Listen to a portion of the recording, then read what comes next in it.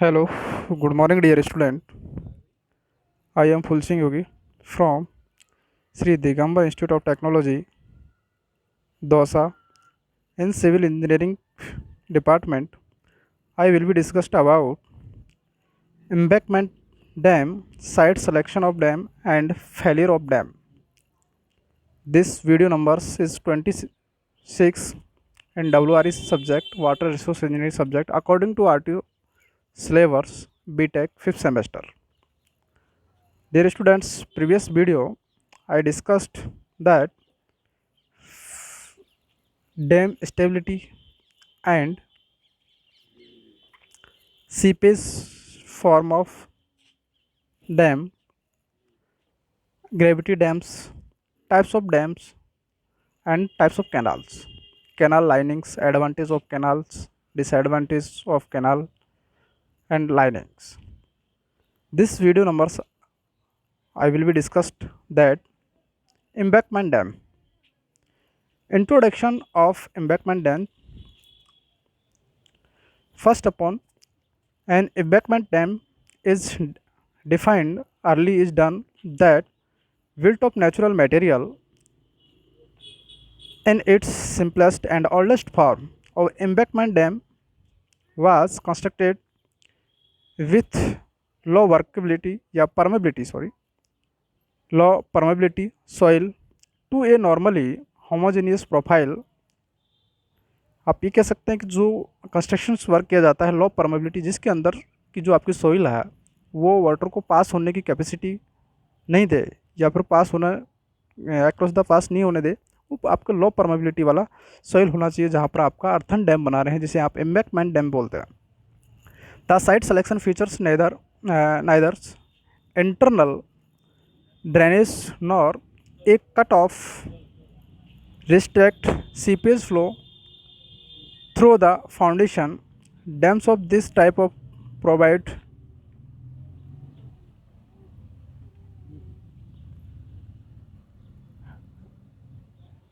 with uncontrolled seepage. What there was little process in design priorly all to 19 countries.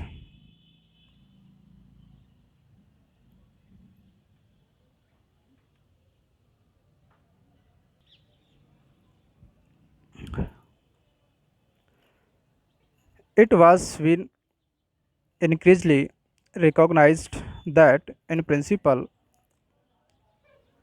large embankment dam required two components element. First, an impervious water retaining element or core of very low permeability of soil, for example soft clay or a heavily remolded clay. And second की मैं बात करूँ supporting shoulders of courses earth fill or of rock fill to provide structure stability. ये two types of यदि आप ये कहें supporting course के लिए अर्थन डैम और प्रोवाइडिंग स्ट्रक्चर के लिए स्टेबिलिटी आपकी प्रॉपरली होनी चाहिए. नेक्स्ट यदि मैं बात करूँ इसमें साइट सिलेक्शन ऑफ डैम कि आपको जो डैम कंस्ट्रक्शन करते हैं तो आपको फर्स्ट अपॉन ये देखना होता है कि साइट सिलेक्शन ऑफ डैम किस टाइप से होती है कि जहाँ पर आप डैम का स्ट्रक्चर बना रहे हैं तो फर्स्ट अपॉन से आपको साइट पर देखना होता है कि क्या चीज़ किस कौन सा मटेरियल अवेलेबल है, तो आपकी जो टोपोग्राफी है वो किस टाइप की है, लेवल्स क्या है, तो वो सारी चीज़ें कौन कौन सी रिक्वायरमेंट्स होती हैं जहाँ पर आपको साइट सिलेक्शन को अफेक्ट करती हैं जो आपको पहले से देखना होता है. फर्स्ट अपॉन्स में यदि बात करूँ followings are the factor affecting selection of the dam site of dam types. अब ये कह सकते हैं site selection of dams. First upon topography, जिस पैलेस पर आप डैम्स कंस्ट्रक्शन करना चाहते हैं वहाँ की आप टोपोग्राफी देखेंगे. टोपोग्राफी यदि मैं आपसे कहूँ कि फिजिकल टाइप से आपको जो अर्थ सरफेस होती है वो उसका लेवल्स देखना होता है कि वहाँ की जो टोपोग्राफी कितना ऊंचा है कितना नीची है, हाइट डेप्थ और विंथ टाइप से अगर आपको देखना होता है तो जिसके अंदर आपको लेवल चेक करके आपको कंस्ट्रक्शन करना होता है। यदि अपर लेवल पर आप डैम कंस्ट्रक्शन करेंगे तो आपको जो वाटर कैचमेंट एरिया है वो आपका प्रॉपर होना चाहिए। यदि आपका कैचमेंट एरिया ज़्यादा है, आपका जो वाटर स्टोर है वो ज़्यादा होगा। बट यदि मैं आप बात करूँ ग्रेविटी फोर्स के द्वारा जो वाटर फ्लो होता है वो प्रॉपर तरीके से नहीं हो पाएगा, क्योंकि आपका कैचमेंट एरिया में से ऊपर जो अपर पार्ट होता है लेवल का, वहाँ पर आपको यदि वाटर को ट्रांसफ़र करना है तो वो आपको मैकेनिकली टाइप से ट्रांसफ़र करना पड़ेगा। इस वजह से वो क्या कि कॉस्टली हो जाता है। तो डियर स्टूडेंट, नेक्स्ट यदि आप ये कहें कि आपको जो टोपोग्राफी में ये देखकर लेवल चेक करके आपको ये देखना होता है कि जहाँ पर आप डैम कंस्ट्रक्शन करते हैं वहाँ आपको जो लेवल है मिड पॉइंट पर होना चाहिए, मिड लेवल होना चाहिए, जिससे कि आपका जो कैचमेंट एरिया है अपर लेयर वाला वो आपका डाइवर्ट होकर लोअर पार्ट के अंदर आपका वाटर को ट्रांसफ़र कर सकते हैं वाया ग्रेविटी फोर्स के द्वारा। जिसकी वजह से क्या है कि आपको जो कॉस्ट है वो थोड़ा मिनिमाइज हो जाती है, या आप या कह सकते हैं कि आप लोअर कॉस्ट में ही आप वाटर को ट्रांसफ़र कर सकते हैं। अदरवाइज़ आपकी जो कॉस्ट है इकोनॉमिक टाइप से वो इकोनॉमिक बढ़ जाएगी।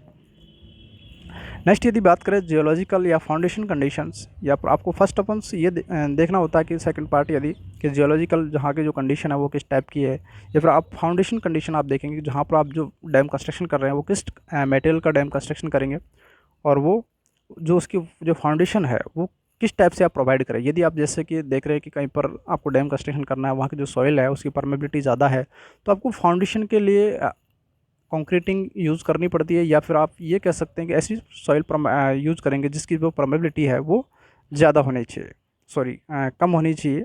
बिकॉज आपकी जो अगर परमेबिलिटी ज़्यादा होगी तो आपको जो वाटर है वो उसके अंदर से पास होगा, और आपके सीपेज या कंडीशन के अंदर या पाइपिंग के माध्यम से वो आपकी जो स्ट्रक्चर है डैम कंस्ट्रक्शन वो फेल हो जाएगी। नेक्स्ट यदि मैं बात करूँ सेकंड, मटेरियल अवेलेबिलिटी या अवेलेबिलिटी ऑफ मटेरियल्स। यदि आप ये कहें कि जहाँ जिस जगह पर आप डैम कंस्ट्रक्शन करना चाहते हैं तो वो किस टाइप का डैम कंस्ट्रक्शन करना चाहते हैं, वहाँ पर जो मटेरियल है वो किस टाइप का अवेलेबल है। यदि आप ये मैं आपसे कहूँ कि कहीं पर स्टोन का डैम बनाना है, या फिर ग्रेविटी डैम बनाना है, या फिर अर्थन डैम बनाना है, वो मटेरियल वहाँ पर अवेलेबल है या नहीं है, वो आपको first of all site selection पर देखना होता है कि वहाँ पर कौन सा मटेरियल अवेलेबल है। उसी के बाद में आपको डैम कंस्ट्रक्शन करना होता है। यदि आपको जिस मटेरियल का डैम बनाना चाहते हैं वो मटेरियल नहीं होगा तो आप साइट सिलेक्शन नहीं कर सकते हैं, और सॉरी मटेरियल अवेलेबल कैसे बनाओगे। यदि मैं आपसे सेकंड थर्ड फोर्थ पॉइंट की बात करूँ, स्पिलवे साइज़ एंड लोकेशन। जो आपका स्पिलवे साइज़ एंड लोकेशन की बात करें, आप जो डैम कंस्ट्रक्शन कर देते हैं उसके बाद यदि मैं आपसे कहूँ कि इस एरिया के अंदर आपने डैम कंस्ट्रक्शन किया है, और ये जो एरिया है कंस्ट्रक्शन करने के बाद आपको जो वाटर इसके अंदर कैचमेंट एरिया है, कैचमेंट एरिया के माध्यम से ये वाटर यहाँ पर स्टोर हो गया। स्टोर होने के बाद में यदि इसकी फेलियर कंडीशन होती है या फिर ओवरफ्लो कंडीशंस होती है डैम्स की, उसके माध्यम के बाद में आपको क्या कि स्पिलवे बनाना इसका कंपलसरी होता है कि जो एक्स्ट्रा वाटर जो सरप्लस वाटर होता है उसे आपको ट्रांसफ़र करना होता है। या आप ये कह सकते हैं गेट या गैलरीज प्रोवाइड करवाते हैं, चैनल गेट्स आपने देखे हैं कि डैम्स के अंदर। तो आपका जो स्पिलवे साइज़ डिपेंड करता है कि आपको जो कैचमेंट एरिया है इसके अंदर वाटर कितना स्टोर है, उसे किस तरीके से आपको ट्रांसफ़र किया जा सकता है। तो आपको स्पिलवे की साइज़ और लोकेशन देखना होता है कि आपकी जो लोकेशन है वो प्रॉपर तरीके से है या नहीं है। यदि आपका डैम एनी कंडीशंस के अंदर फेलियर होता है या कि वाटर ज़्यादा स्टोर हो जाता है, जो सरप्लस वाटर है उसे आप किस तरीके से ट्रांसफ़र कर सकते हैं, कितनी क्वांटिटी में करेंगे, तो वो आपको फर्स्ट ऑफ ऑल देखना होता है कि स्पिलवे की साइज़ और लोकेशन किस टाइप से रखें। नेक्स्ट यदि मैं बात करूँ अर्थक्वेक जोन, यदि आप डैम कंस्ट्रक्शन कर रहे हैं तो वहाँ पर आपको ये देखना होता है कि अर्थक्वेक जोन कौन सा आता है। यदि आपने ये देख लिया कि फोर्थ जोन है, थर्ड जोन है, सेकंड है, फिफ्थ है, तो यदि जो आपके अर्थक्वेक के झटके होते हैं, यदि मैं हिंदी में बात करूँ तो वो किस लेवल तक है, तो उसे किस तरीके से आप यदि आपके डैम कंस्ट्रक्शन किया, किस टाइप का कंस्ट्रक्शन किया, किस मटेरियल का किया। यदि आपका अर्थन अर्थक्वेक आया उसके बाद में वो आपकी डैम की स्ट्रक्चर फेल हो जाती है, तो आपको उस देखनी पड़ती है कि वो स्टेबल है या नहीं है, तो आपको अर्थक्वेक जोन का आपको देखना पड़ेगा। नेक्स्ट यदि मैं बात करूँ हाइट ऑफ डैम, यदि आप जो कंस्ट्रक्शन कर रहे हैं तो आपको फर्स्ट ये भी देखना होता है कि आपको जो डैम कंस्ट्रक्शन है उसकी हाइट कितनी होनी चाहिए। यदि आपका कैचमेंट एरिया है वो किस लेवल तक वो वाटर को स्टोर करेगा, उसका लेवल कितना प्रोवाइड किया जा सकता है कि आपको बाद में प्रॉब्लम्स नहीं हो वाटर को ट्रांसफ़र करने में, या फिर आपकी जो कंस्ट्रक्शन है वो वाटर प्रेशर है, अर्थक्वेक प्रेशर है, यदि मैं बात करूँ सिल्ट प्रेशर है, उस सारे प्रेशर्स या फिर फोर्स को आप कंसिडर करने के बाद में उसकी स्टेबिलिटी चेक करते हैं, और इस तरह देखने के बाद में आपको पता होता है कि इस डैम की स्ट्रक्चर की हाइट इतनी होनी चाहिए, इससे ज़्यादा होगा तो वो फेलियर कंडीशंस के अंदर आ जाएगा। तो ये सारी चीज़ें आपको देखनी होती है साइट सिलेक्शन ऑफ डैम के अंदर, कि जब आप डैम का कंस्ट्रक्शन करते हैं।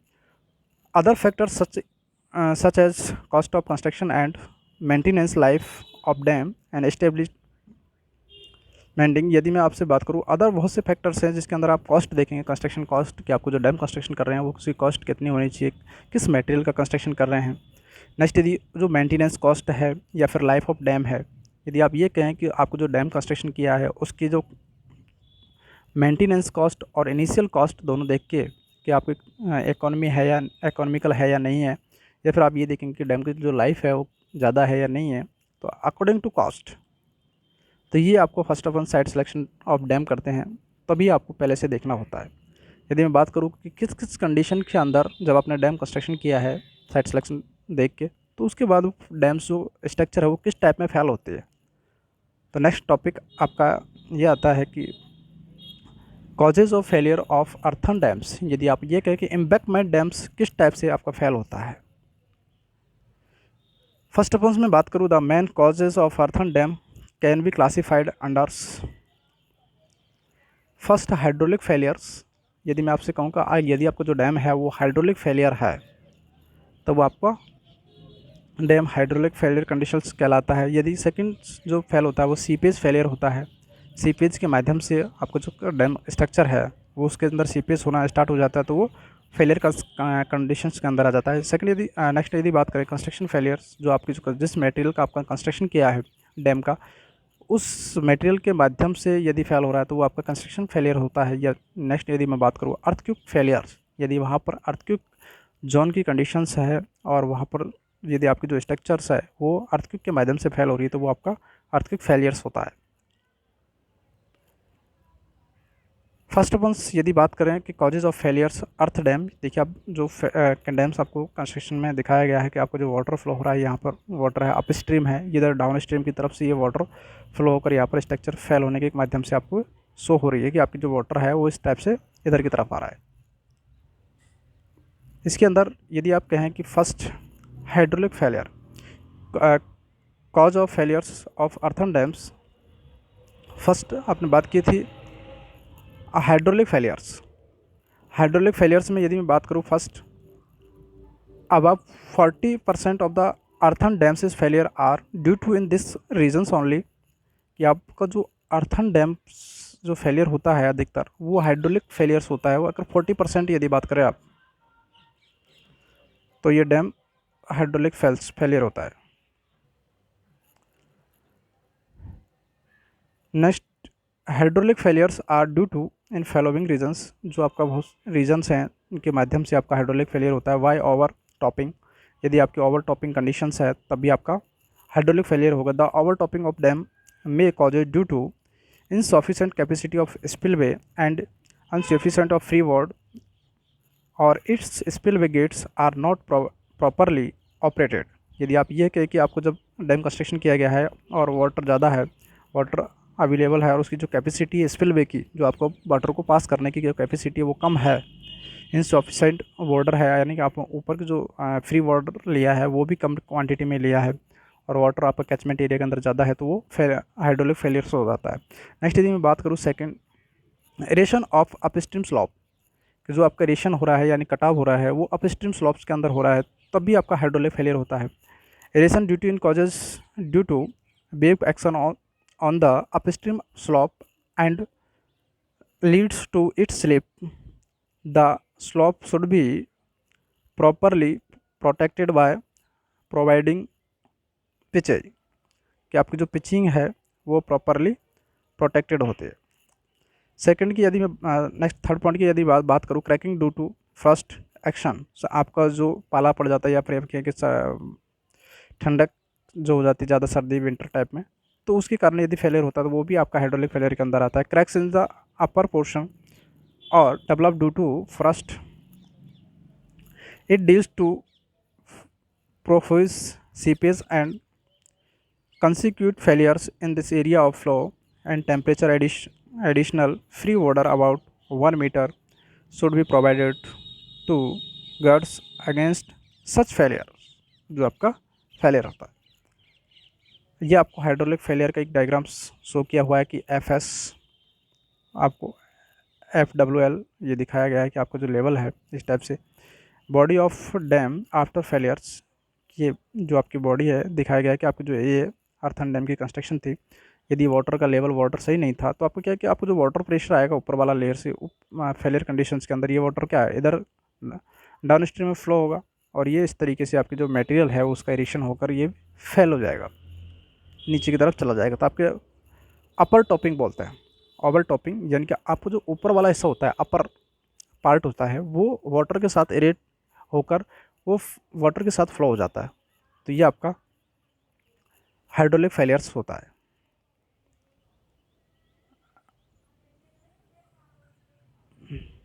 सॉरी, एक मिनट। तो ये हाइड्रोलिक फेलियर्स। यदि मैं सेकंड बात करूँ, हाँ, कॉजेज ऑफ फेलियर में erosion a downstream slope, erosion due to या on the downstream slope due to rain action, जो आपको वाटर रेन वाटर है उसके एक्शन के माध्यम से। If unchanged it form gazing on the downstream face ultimately leads to dam failure. This can be avoided by planting, hurling on downstream phase of properly maintenance. Erosion of downstream tower. The toy of dam may be eroded due to heavy cross current coming from spillway, pocket or till water. The downstream slopes should be protected by providing stone pitching or prepping. Next यदि बात करें second topic जो आपका आता है seepage failures, आपका यदि मैं बात करूँ कि हाइड्रोलिक के बाद यदि सेकंड नंबर्स पर आता है तो सीपेज फेलियर आपका डैम्स होता है। More than 33% of earthen dams failure are due to seepage. Seepage always occurs in the earth dams, जो आपका जो सीपेज होता है अर्थ डैम्स के अंदर होता है, क्योंकि आप जो वाटर है वो पास होता है, इसकी सीज होता रहता है कि आपकी जो सॉइल है उसकी परमिबिलिटी के माध्यम से। It should not harm its stability if it is within the design limits. What excessive seepage will lead to failure of the dam. आपको जो सीपेज फेलियर्स ऑफ डैम है वो इस टाइप से होता है। यदि मैं बात करूँ कि सीपेज में किस टाइप से फेलियर होता है, piping through the body of the dam. यदि आपको जो डैम की बॉडी है उसके अंदर क्या है, पाइपिंग होना स्टार्ट हो जाता है, पाइपिंग के माध्यम से वो आपकी जो स्ट्रक्चर है वो फेल हो जाती है। जैसे it is due to transport of soil particles with seepage flow, जो आपको जो पार्टिकल्स से ट्रांसपोर्ट ऑफ सॉइल होता है particles with the seepage failure होते हैं। It result in gradually formation of drain from upstream to downstream through which water flow and thus the dam failure. आपको जो डैम है वो डाउनस्ट्रीम और अपस्ट्रीम्स के अंदर जो फेल हो जाता है कि आपको जो वाटर है वो डाउन अप स्ट्रीम से वाटर फ्लो होकर डाउन स्ट्रीम के अंदर आता है, उसके पास होकर पाइपिंग के माध्यम से। यदि मैं नेक्स्ट बात करूँ कि जो स्ट्रक्चर है पाइपिंग की किस टाइप से होती है, देखिए ये आपकी कोई डैम स्ट्रक्चर थी इस टाइप से, इस डैम के अंदर ये हाई फ्लो लेवल है, इसमें आपका वाटर जो है कहीं पर एक जगह पर आपके पाइपिंग टाइप से आपकी एक हॉल बना हुआ है जिसमें होकर वाटर फ्लो हो रहा है। अब एक धीरे धीरे इरिटेशन होकर आपका एक क्या है टनल बन जाता है, एक चैनल फॉर्म बन जाता है एक तरीके से यहाँ से वाटर फ्लो होने की। तो ये जो कंडीशन होती है वाटर फ्लो होने की, इसमें आप जैम स्ट्रक्चर फेल हो जाती है, तो इसे आप पाइपिंग फेलियर बोल सकते हैं।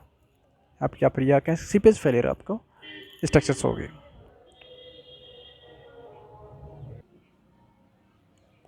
नेक्स्ट यदि इसमें क्या है कि piping through the foundation when highly permeable strata of gravel and sand and cavities are present in the foundation of dams.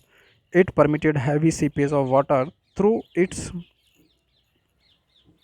causing the erosion of soil, which will be result in the forming of piping. Hence, the dams will sink down, causing its failures. Carefully of the investigations of foundation soil and properly will have in avoiding of the such failures. आप ये कह सकते हैं कि आपको जो failures conditions होती है इसके अंदर एडवांटेज कॉजिंग्स की, जो आपके पाइपिंग के माध्यम से जो एक होल टाइप्स का बन जाता है जिसके अंदर वाटर आपका फ्लो एक साथ होता रहता है। देखिए आप इस टाइप से अगर फाउंडेशन की मैं बात करूँ कि आपका जो ये आपका डैम स्ट्रक्चर है इसकी जो फाउंडेशन है इसके अंदर आपका अप स्ट्रीम साइड में कि वाटर फ्लो हो रहा है या वाटर फिलअप है, इसमें आपके जो फाउंडेशन के नीचे होकर आपका जो वाटर फ्लो होकर इधर की डाउन स्ट्रीम साइड में आ रहा है, तो वो आपका पाइपिंग फाउंडेशन फेलियर होता है कि आपका जो फाउंडेशन के अंदर नीचे डैम कंस्ट्रक्शन के नीचे होकर आपकी गाय सेटल डाउन हो जाएगा, जो आपकी डैम स्ट्रक्चर है ये वाली सेटल डाउन हो जाएगी और आपका वाटर ऊपर ऊपर फ्लो होगा या फिर सीपेज होगा। जब आपको रिक्वायरमेंट नहीं होगी तो वाटर आपका आता रहेगा।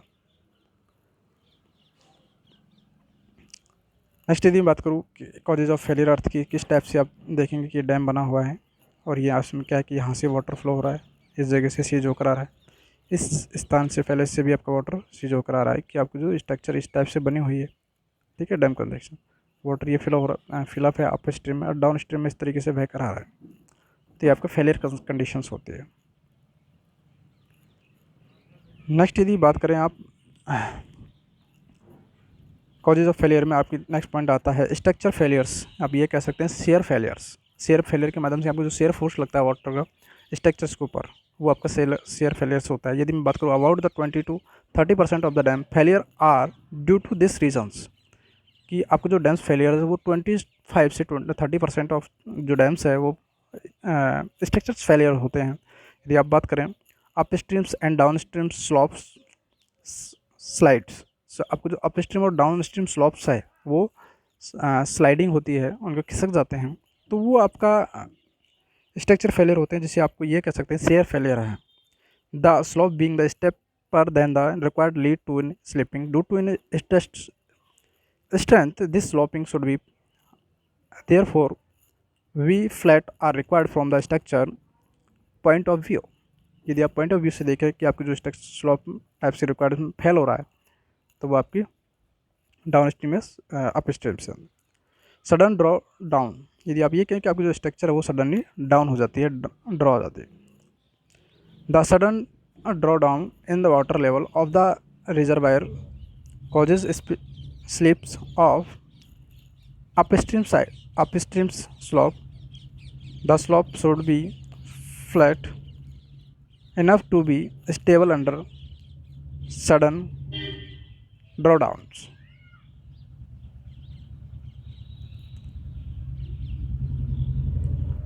नेक्स्ट यदि मैं बात करूँ इसमें कि ये इस टाइप का आपको दिखाया गया है कि आपकी जो स्ट्रक्चर फेलियर है वो इस टाइप से होती है कि ये डैम कंस्ट्रक्शन किया गया है, डैम क्रैश लैक्स है यहाँ पर, ठीक है, ये एयर्स इस टाइप से दिखाया गया है कि सेलो स्लाइड्स क्रॉस से सेक्शंस यहाँ पर दिखाया गया है इसमें।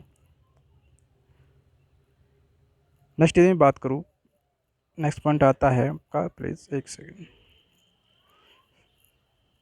Faulting construction and improve maintenance. जो आपका यदि आप ये कहें कि जो आपके जो डैम है वो अधिकतर कई की कंस्ट्रक्शन जो आप कर रहे हैं या इम्प्रूव जो मेंटेनेंस है, मेंटेनेंस सही तरीके से प्रॉपर नहीं कर रहे हैं, तब भी आपका जो डैम है वो फेल हो जाता है। यदि मैं बात करूँ कि wrong placement of the material and different zone, यदि आपको जो डिफरेंट जोन है, यदि आपको देखना कि कहीं पर वाटर की जो लेवल है वो ज़्यादा फिलअप हो रहता है, कहीं पर सबमर्ज्ड होता है, कहीं पर कम होता है, तो वो जिस जगह पर वाटर सबमर्ज लेवल उसका ज़्यादा होता है तो उस जगह पर आपको मटेरियल अलग टाइप का फिलअप करना चाहिए। तो यदि आपने उस टाइप का नहीं किया है, wrong placement of the material किया है आपने, तो उसी कंडीशंस के अंदर आपको जो डैम है वो भी फेल हो जाता है।